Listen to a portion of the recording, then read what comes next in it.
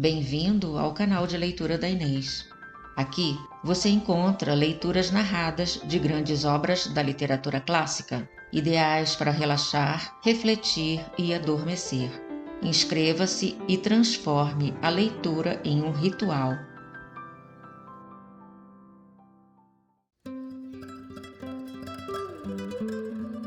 As Mil e Uma Noites. A história do príncipe Zen Alasnam e do rei dos gênios.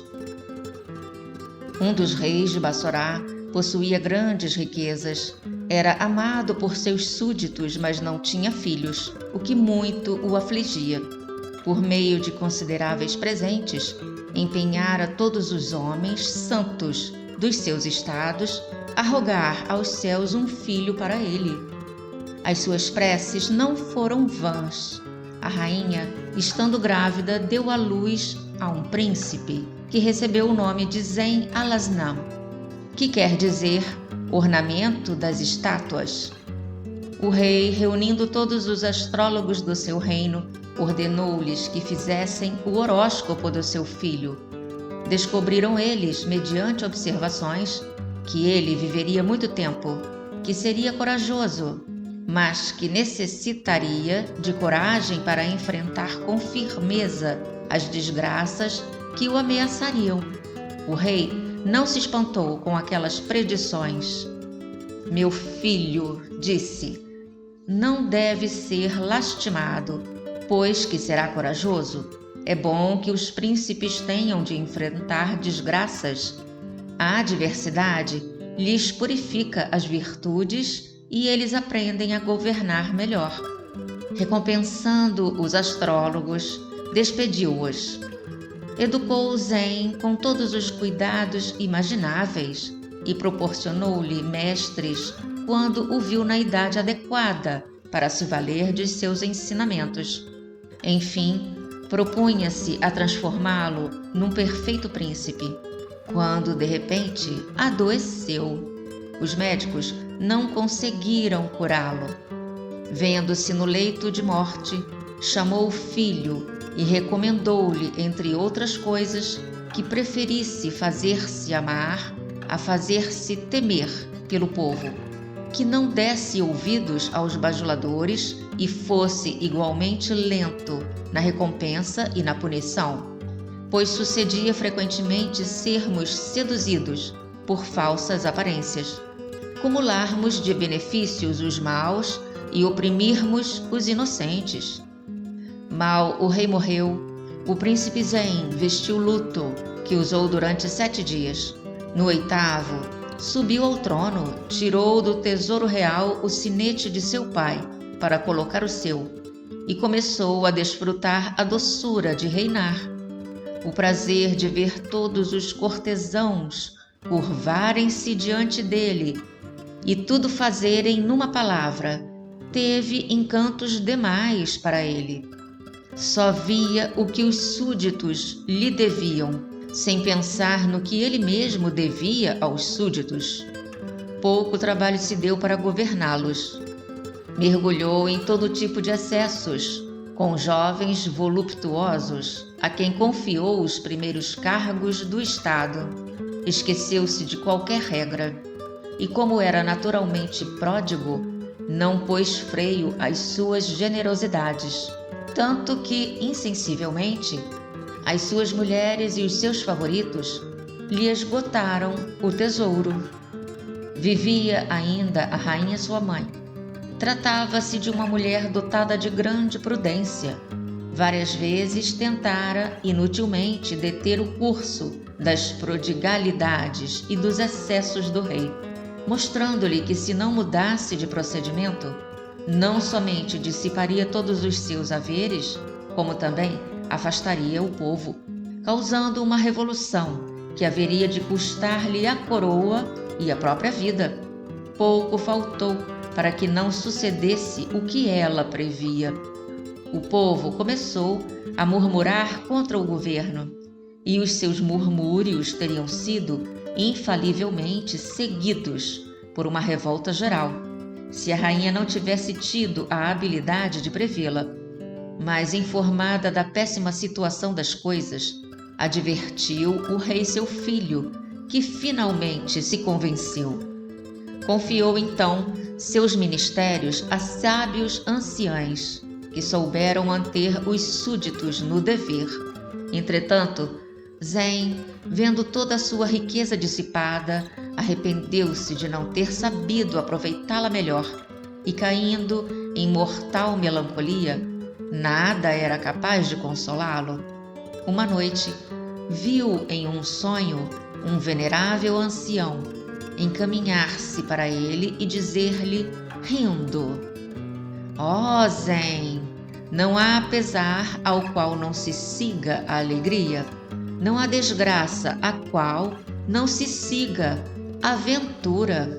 E se queres ver o fim da tua aflição, levanta-te, parte para o Egito, vai ao Cairo, que ali te aguarda uma grande fortuna. Aquele sonho impressionou o príncipe, que o contou à rainha sua mãe. A rainha limitou-se a rir. Não pretendeis, meu filho, perguntou-lhe, ir ao Egito por causa desse sonho?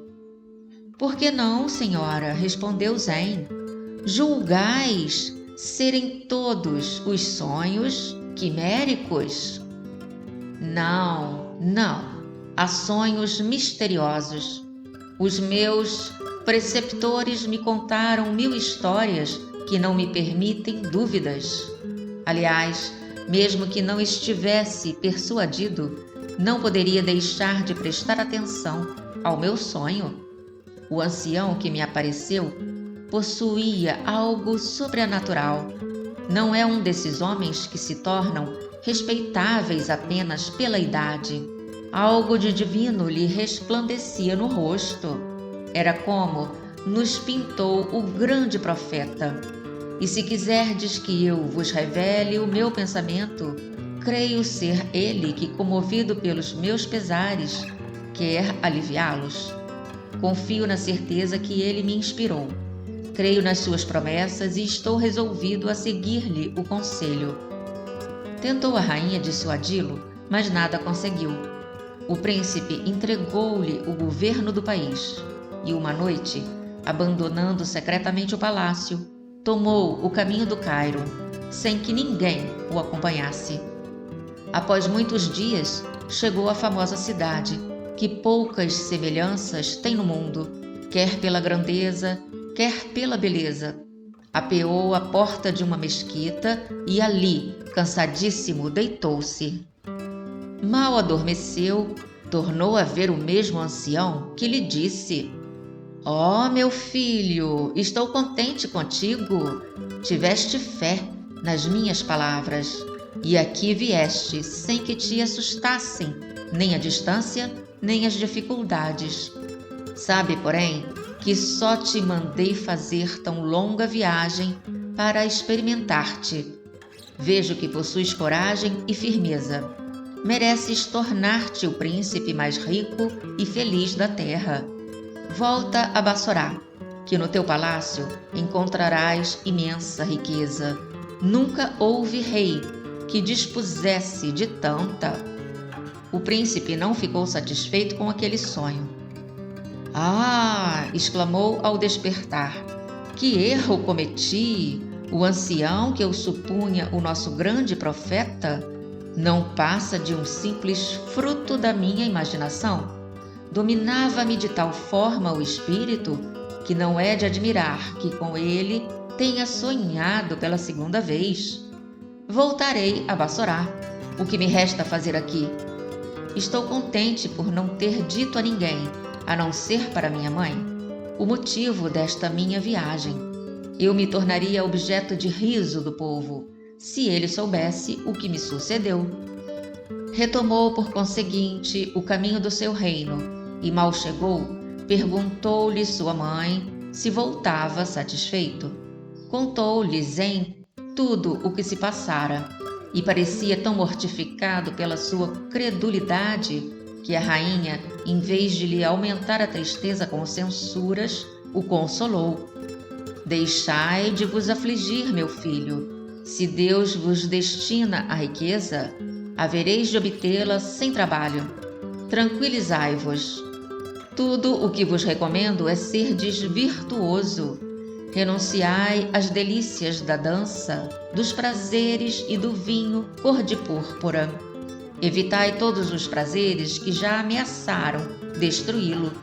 Tratai de fazer felizes os vossos súditos, porque proporcionando-lhes ventura, assegurareis a vossa. Jurou o príncipe Zen que seguiria, a partir daquele instante, os conselhos de sua mãe e dos sábios vizires escolhidos por ela para o ajudarem a sustentar o peso do governo. Mas logo na primeira noite no palácio, viu ele em sonho, pela terceira vez, o ancião que lhe disse: Ó corajoso Zen, chegou enfim o tempo da tua prosperidade. Amanhã de manhã, quando te levantares, pega uma pá e cava no aposento do falecido rei. Tu descobrirás um grande tesouro. O príncipe, ao levantar-se, correu imediatamente ao aposento da rainha e contou-lhe com vivacidade o novo sonho. Na verdade, meu filho, disse a rainha, sorrindo, eis um ancião bastante obstinado. Não se contenta em tê-lo enganado 2 vezes. Estás pronto a dar-lhe ouvidos pela terceira vez? Não, senhora, respondeu Zen. Não creio absolutamente no que ele me disse, mas por prazer visitarei o aposento do meu pai. Ah, bem que eu duvidava, exclamou a rainha, desatando a rir. Ide, meu filho, satisfazei a vossa curiosidade. O que me consola é que esse trabalho não é tão fatigante quanto a viagem a Bagdá.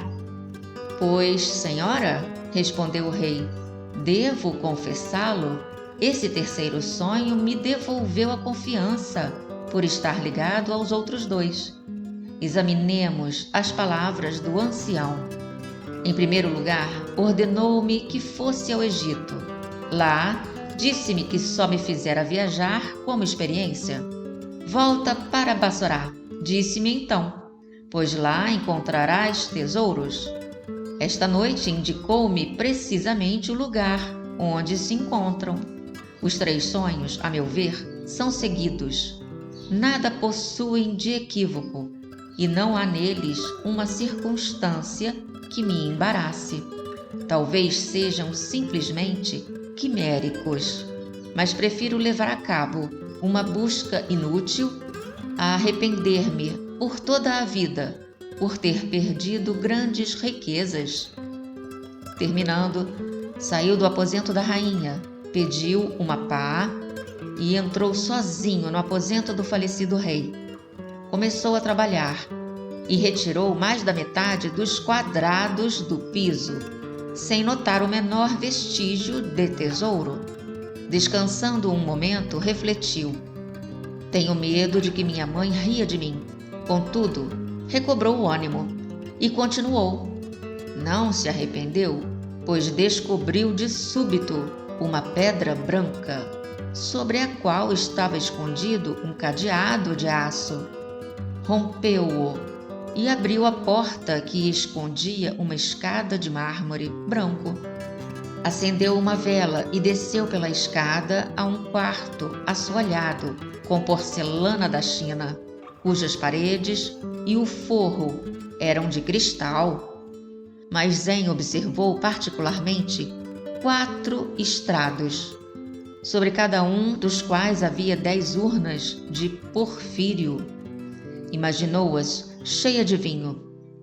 Bem, refletiu, este vinho deve ser velhíssimo, mas tenho certeza de que deve ser excelente. Aproximou-se de uma das urnas, tirou-lhe a tampa e viu, com surpresa e alegria, que estava cheia de moedas de ouro. Examinou as outras 4, também cheias de séquins. Pegando um punhado de moedas, levou-as à mãe. É fácil supor o espanto da rainha ao ouvir a história do filho. "Oh, meu filho!" exclamou. "Guardai-vos de dissipar doidamente todos esses bens, como já fizestes com o tesouro real. Não permitas que os vossos inimigos tenham motivos para alegrar-se." "Não, senhora", respondeu Zen. "De hoje em diante viverei de modo que só tereis satisfação." A rainha rogou ao filho que a levasse ao maravilhoso subterrâneo que o falecido marido mandara construir tão secretamente. Zen conduziu-a ao aposento, ajudou-a a descer a escada de mármore e fê-la entrar no recinto onde se encontravam as urnas. Ela contemplou tudo com admiração e notou, num dos cantos, uma pequena urna do mesmo material que as outras. O príncipe não a vira ainda. Pegou-a então e, abrindo-a, encontrou uma chave de ouro. "Meu filho", disse a rainha, "esta chave revela sem dúvida outro tesouro. Procuremos por toda parte e vejamos se descobrimos a que se destina." Examinaram o quarto com extremo cuidado e encontraram finalmente uma fechadura no meio de uma das paredes. O rei experimentou imediatamente a chave. Uma porta se abriu e mostrou-lhe outro quarto, no meio do qual se viam 9 pedestais de ouro maciço, 8 sustentando estátuas feitas de um único diamante. As estátuas faiscavam de tal modo que o quarto resplandecia. "Oh, céus!" exclamou Zen, boquiaberto. "Onde pôde meu pai encontrar coisas tão lindas?" O 9º pedestal aumentou-lhe o assombro, pois sustentava uma peça de cetim branco, onde se liam as seguintes palavras: "Meu caro filho, estas 8 estátuas me custaram muito, mas, embora sejam lindíssimas, sabe que há no mundo outra que as ultrapassa. Sozinha vale mais do que 1000 das que vês. Se desejares possuí-la, vai ao Cairo. Nesta cidade vive um dos meus antigos escravos, Mobarek. Não terás trabalho para descobri-lo. A primeira pessoa que se te deparar há de indicar-lhe a sua morada. Vai procurá-lo e diga-lhe o que te sucedeu. Ele o reconhecerá como meu filho e o levará ao lugar onde está a maravilhosa estátua que adquirirás." O príncipe, após ler aquelas palavras, disse à rainha: "Não quero perder a 9ª estátua. Deve ser bem rara, visto que estas juntas lhes são inferiores. Partirei para o Cairo e não creio, senhora, que contrariareis a minha resolução." "Não, meu filho", respondeu a rainha, "não me oponho. Estás, sem dúvida, sob a proteção do nosso grande profeta, e ele não permitirá que morras na jornada. Os nossos vizires e eu governaremos o país durante a vossa ausência." O príncipe mandou fazer os preparativos, mas somente quis levar com ele um pequeno número de escravos. Nada lhe sucedeu no caminho. No Cairo, pediu notícias de Mobarek.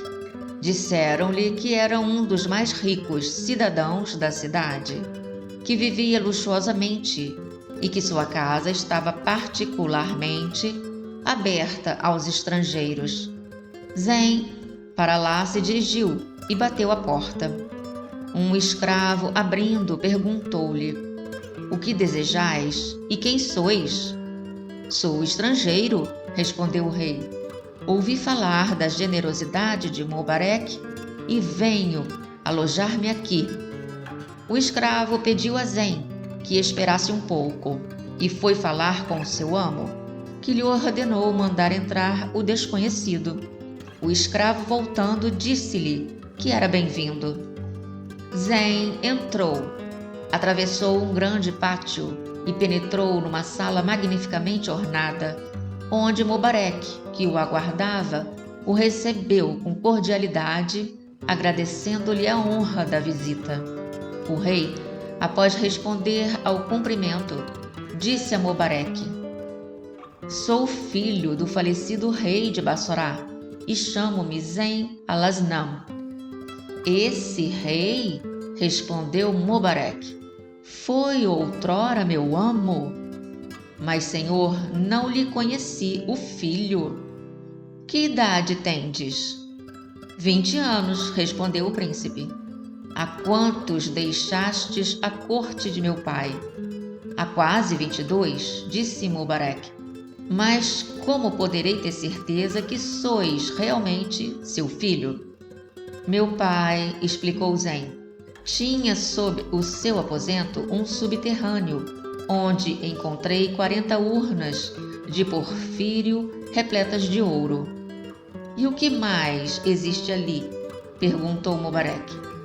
Há 9 pedestais de ouro maciço, 8 dos quais suportam estátuas de diamantes.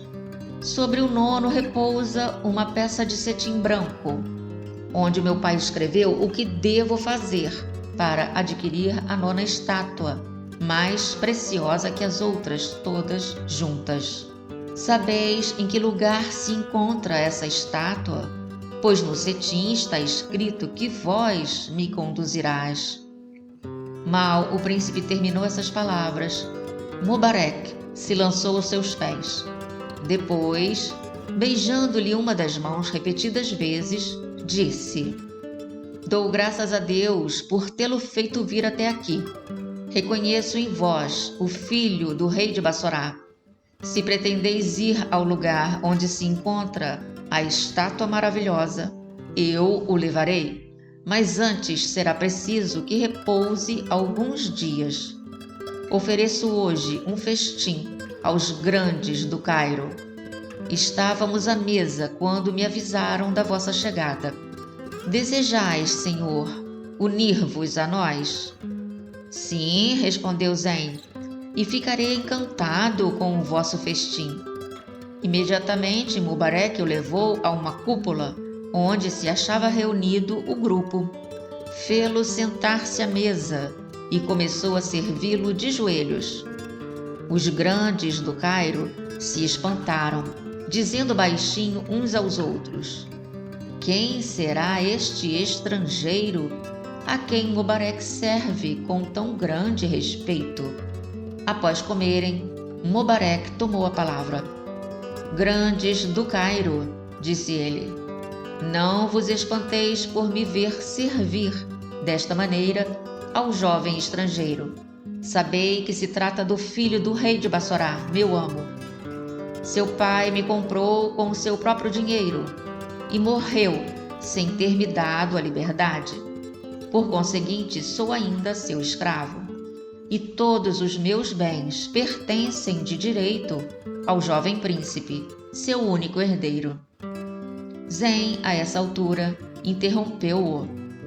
Ó Mobarec, disse-lhe, declaro diante de todos estes senhores que vos dou a liberdade a partir deste momento e que separo dos meus bens a vossa pessoa e tudo quanto possuis.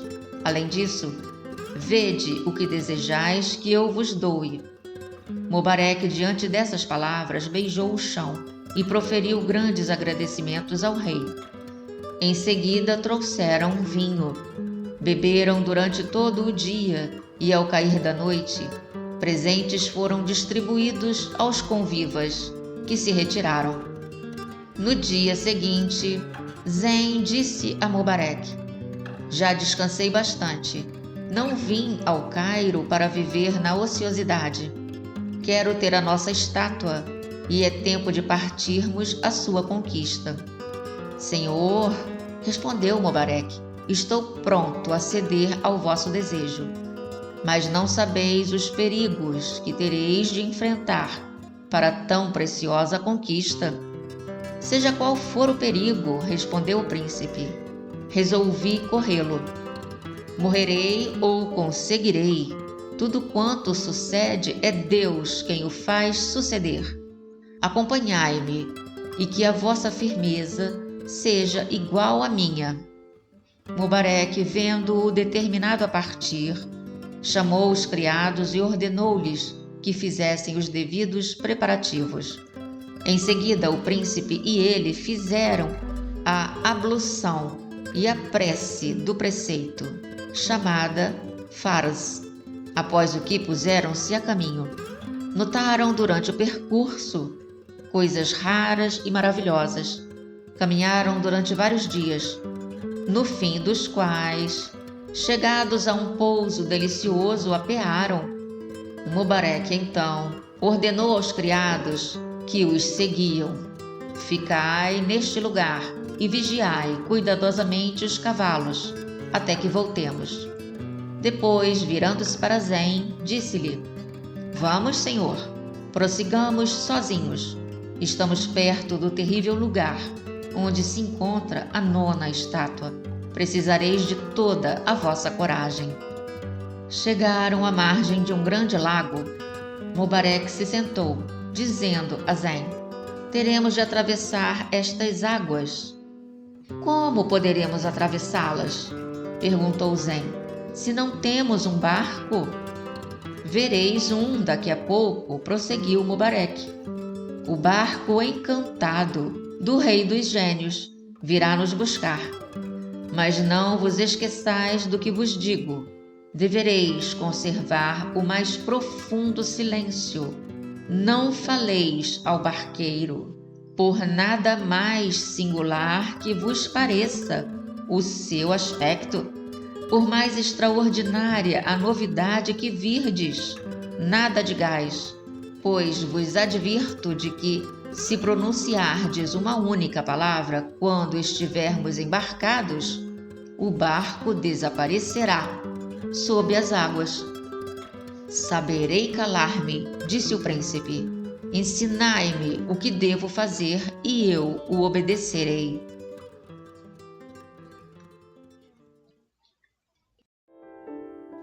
Se quiser continuar comigo em outras histórias, o canal está aqui. Sinta-se convidado a voltar.